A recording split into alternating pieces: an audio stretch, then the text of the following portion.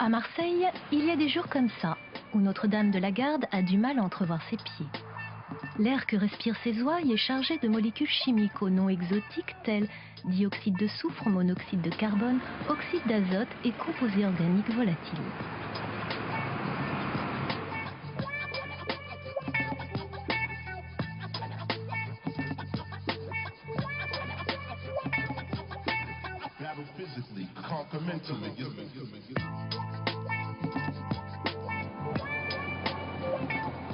Du 5 juin au 16 juillet 2001, l'air de la région de Marseille, Fos et Berre a été placé sous haute surveillance. De Toulon à Istres, de Marseille à Avignon, plus de 40 sites d'expérience tous azimuts ont été déployés et près de 150 chercheurs mobilisés. Le programme, dénommé Escompte, est la campagne de mesure la plus ambitieuse jamais réalisée sur notre continent. Ses objectifs, mieux comprendre la pollution atmosphérique et améliorer sa prévision. La pollution est partout. Reste à en distinguer finement son origine, agglomération ou complexe industriel, et suivre son cheminement jusque dans les zones rurales. Le village de Vinon, dans la vallée de la Durance, est une première étape pour essayer de comprendre ce que l'on entend par chimie de l'atmosphère. Dans le nuage de pollution, tout est étudié, tout est décortiqué, éléments solides et gazeux. La partie solide concerne les aérosols, minuscules particules transportées par le vent.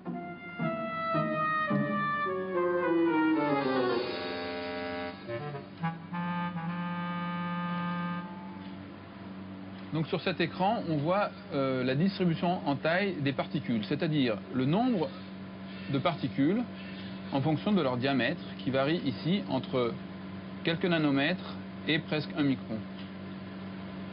Cette distribution a été enregistrée il y a quelques secondes, et là on voit par exemple qu'il y a un pic sur les très petites particules dû au décollage d'un avion ou au passage d'un camion.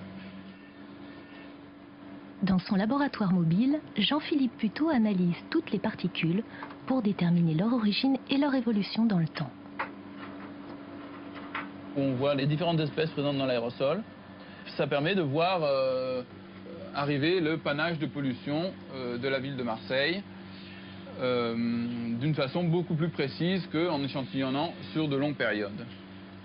Il y a des centaines de composés divers qui viennent aussi bien d'émissions anthropiques, c'est-à-dire des gaz d'échappement des voitures, des industries, mais aussi des gaz émis par les plantes qui, oxydant l'atmosphère, donnent naissance à des molécules qui sont capables de condenser sur des particules préexistantes ou de former des noyaux de condensation, c'est-à-dire de subir des conversions gaz-particules.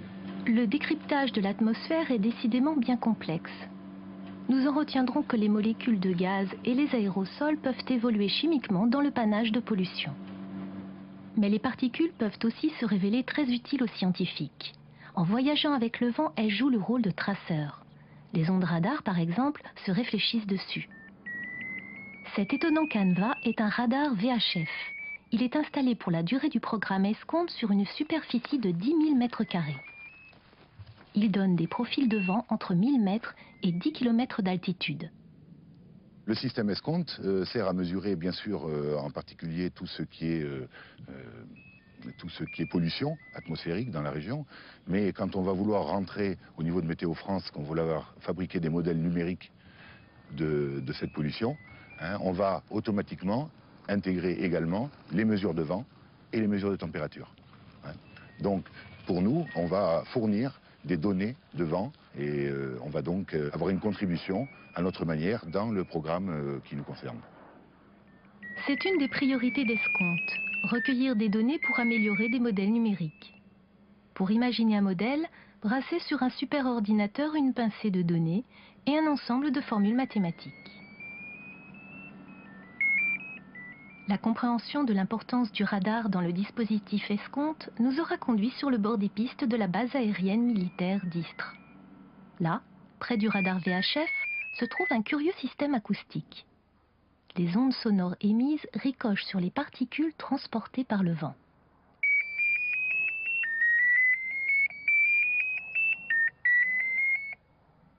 Les mesures du SODAR vont s'étaler entre un minimum de 50 mètres et 800 mètres d'altitude maximum.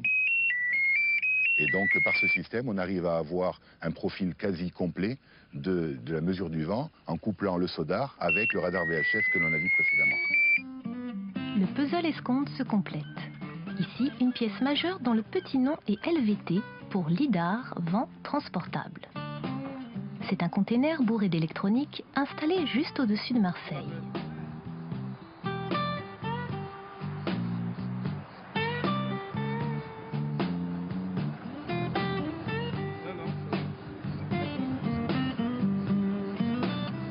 C'est bon. En route le système. C'est le seul qui existe actuellement en Europe. Il y en a environ 2 ou 3 dans le monde entier. Il est assez utile parce qu'il suffit de prendre un camion et une grue et la grue le transporte sur le camion et puis il peut être transporté partout. Et puis il est assez robuste. Ça fait 2 ans qu'on l'utilise sans problème majeur. Et on espère l'utiliser encore longtemps pour faire des études météo, aussi bien dans les Alpes que ici à Marseille et ailleurs. Un lidar est un système radar qui fonctionne avec un laser. Donc, ici, c'est le laser, qui est un laser à gaz. Ce que l'on fait, c'est qu'on utilise un système de balayage qui nous permet de voir ici avec 2 miroirs, qui va nous permettre de changer la ligne de visée pour avoir une vision sur tout l'hémisphère au-dessus de notre conteneur et pour avoir ainsi des informations sur les 3 dimensions du vent. On a ici une coupe qui prenait 5 minutes au niveau de l'acquisition des données et qui nous donne le vent entre 0 et 6 km d'altitude et jusqu'à 7 km du système LIDAR. Le laser a besoin de particules d'aérosol supérieures à 1 micron pour se réfléchir et nous donner du signal qui nous permet d'estimer le vent, donc ce qu'on appelle sous le nom de traceur. Plus on est pollué, plus on va avoir de traceurs dans notre cas. Donc, on va utiliser la pollution comme traceur en quelque sorte. Marseille entre mer et montagne. Un système complexe où même les vents ont du mal à s'y retrouver. Seules ces mesures pourront faire la part des choses, savoir comment la pollution est transportée par les vents. Mais quels sont les phénomènes qui régissent les masses d'air à l'échelle de la ville ?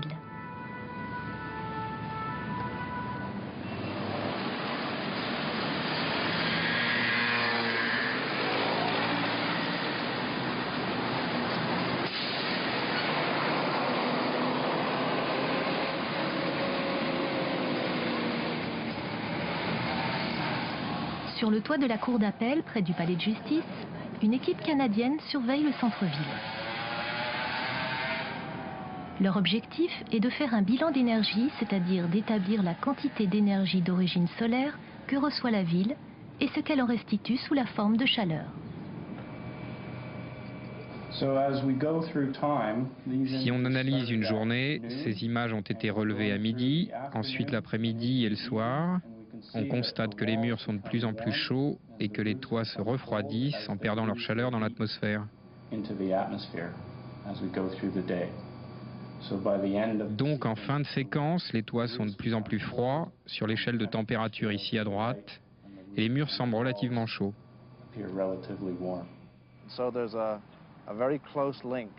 Il y a un lien très étroit entre la chaleur des murs de la ville et l'épaisseur de la couche d'air où peut se trouver le nuage de pollution. Plus cette couche a une épaisseur, moins on a de chances d'avoir un taux de pollution dangereux. Donc, si cette ville a la possibilité d'avoir une couche avec une forte épaisseur, elle risque moins d'avoir un taux de pollution élevé. Mais si la brise de mer souffle en même temps, comme aujourd'hui, cet effet est dilué. La chaleur de la ville n'a peut-être plus l'influence que l'on pensait. Il faut que l'on trouve les interactions qui existent entre la chaleur de la ville et la brise de mer.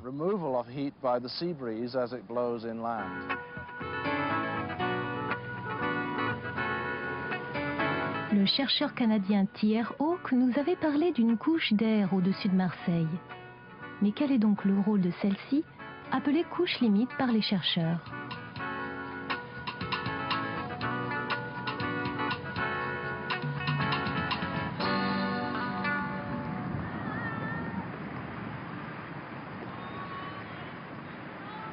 C'est donc la couche au sein de laquelle se font tous les échanges, toutes les interactions entre le sol et l'atmosphère. C'est donc c'est une couche très vitale pour l'homme, puisque c'est au sein de celle-ci que nous vivons et que nous respirons. Donc en fait, le domaine qui intéresse Escompte, c'est ce qu'on appelle la couche limite atmosphérique. C'est-à-dire, c'est une couche qui fait environ, au milieu de la journée, 1 km d'épaisseur au-dessus de la surface. Et c'est la couche, en fait, dans laquelle sont brassés les polluants pendant la journée sous l'effet de la turbulence. Alors ce qui nous intéresse dans cette campagne, en fait, c'est de voir comment les polluants évoluent et s'accumulent au cours d'un épisode qui va durer 2, 3, 4 jours. Pour aller encore plus loin dans le panache de pollution, le meilleur moyen est de faire un brin de voyage avec lui. Gonflé à l'hélium, puis instrumenté, ce ballon plafonnant est conçu pour voler à une altitude constante. À lui maintenant de recueillir les données afin de les transmettre à des stations terrestres. Il est 15 h de l'après-midi, donc un ensoleillement important, la couche limite est suffisamment développée, donc un vol à 600 mètres et des mesures de polluants et de trajectographie à ce niveau-là, très intéressantes. Plein soleil, vent faible, une météo idéale pour les vacanciers, mais aussi pour que certains polluants se transforment sous l'action des rayons solaires.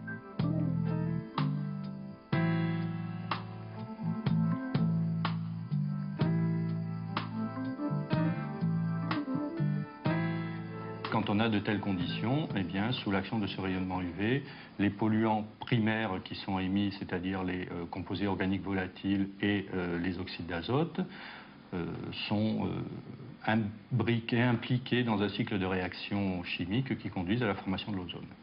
Si vous prenez par exemple le dioxyde d'azote, NO2, hein, vous faites dessus agir le rayonnement solaire. Donc il y a une énergie du fait du rayonnement solaire qui va casser la molécule. Donc, vous avez donc NO2 qui va donner du NO avec un atome d'oxygène qui est très réactif, une grande O.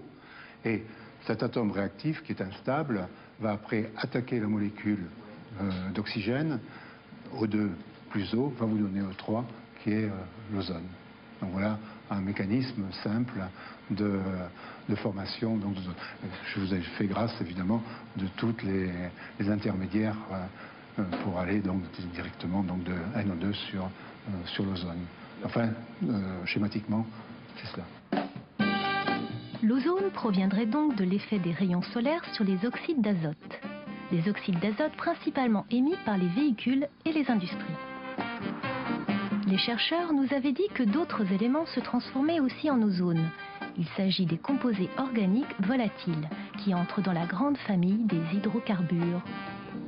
Et Dieu sait si la région de l'étang de Berre, avec toutes ses raffineries pétrolières, est riche en hydrocarbures. Mais en fait, pourquoi s'intéresser à l'ozone? Tout simplement parce qu'il est nocif à notre santé. Tout, gènes respiratoires, irritations en sont les signes évocateurs. Un des paris d'Escompte est de mieux comprendre le cycle de l'ozone. Alors cap sur la station mobile des Alpilles.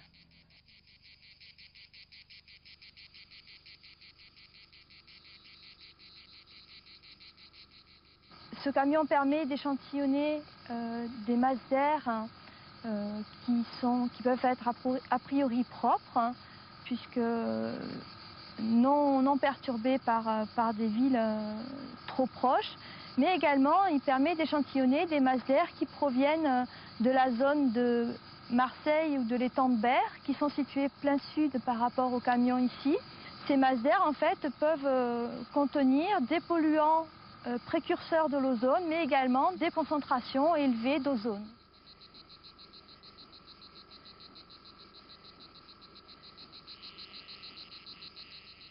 Donc ici, nous avons des mesures des oxydes d'azote qui sont affichés sur cet écran.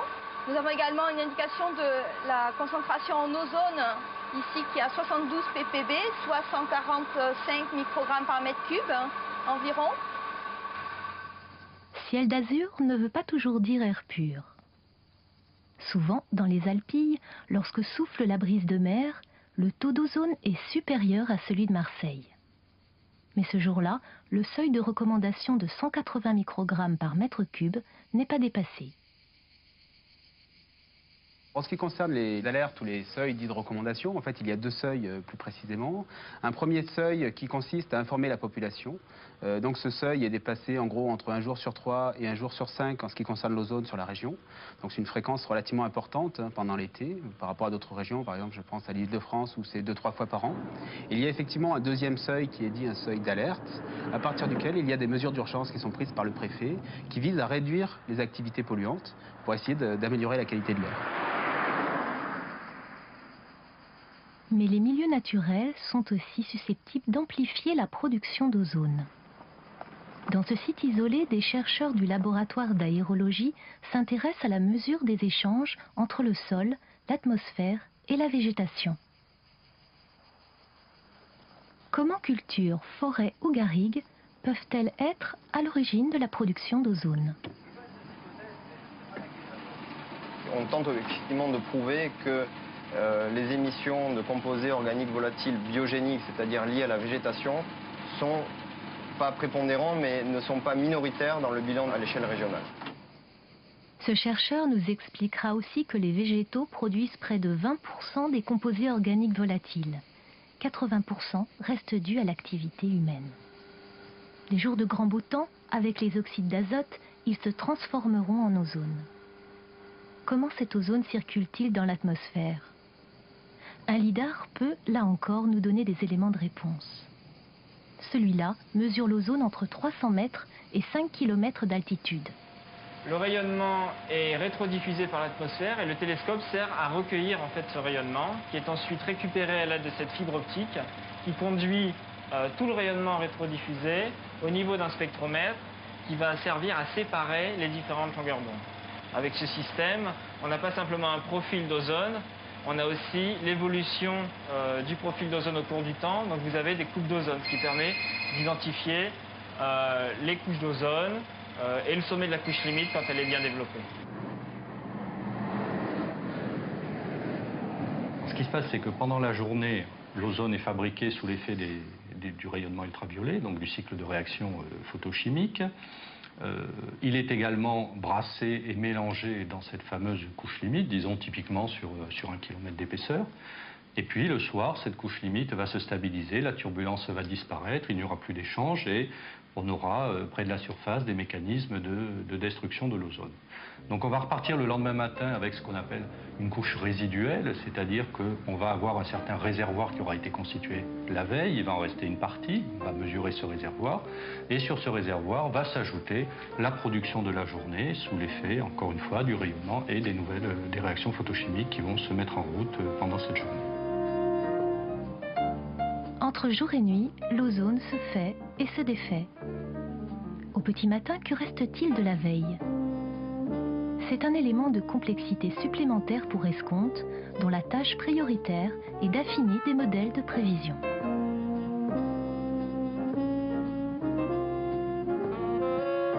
Ce premier modèle prévoit pour mardi des niveaux de pollution assez élevés puisqu'il y a 140 à 150 microgrammes par mètre cube dans la région de Marseille qui est ici. Mais un développement photochimique modeste dans la mesure où ce modèle ne prévoit pas de dépassement de seuil de pollution soulevant de l'agglomération, donc normalement en direction de la Durance qui est ici. Le deuxième modèle que nous avons à disposition, qui est très proche de celui-là et qui diffère simplement par la prévision météorologique, nous met au contraire une production photochimique très forte d'ozone.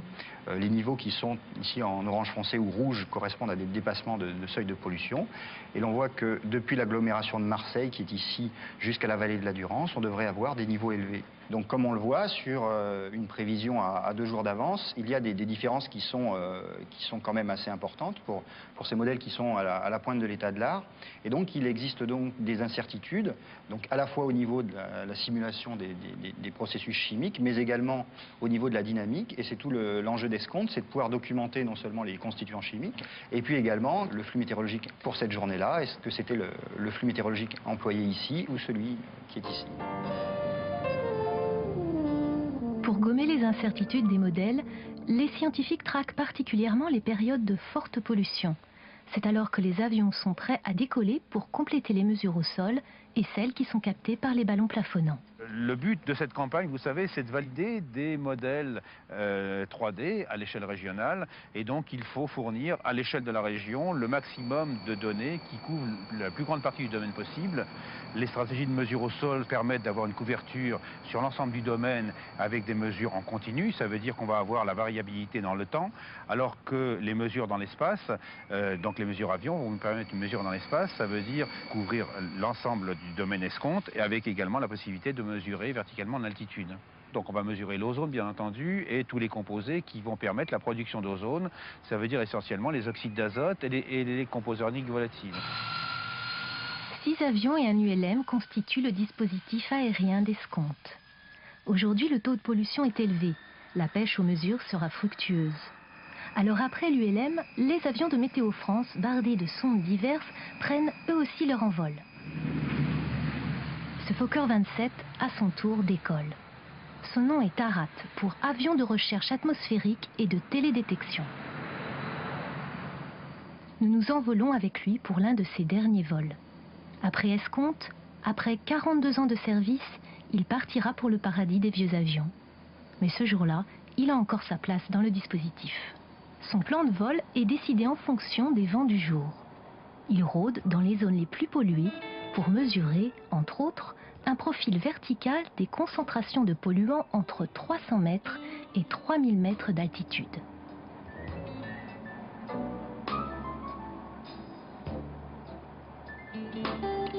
La mesure la plus simple, c'est la mesure d'ozone qui se fait avec un analyseur commercial très peu modifié. Ça, c'est vraiment l'instrument le plus simple. À côté de ça, on fait des mesures d'oxyde d'azote. Et là, c'est une instrumentation beaucoup plus sophistiquée.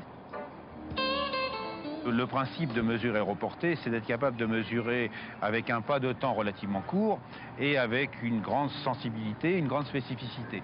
Donc on a affaire là à des instruments qui ont été mis au point spécialement pour ces mesures aéroportées et des instruments qui ont été développés avec le soutien du CNRS et du CNES.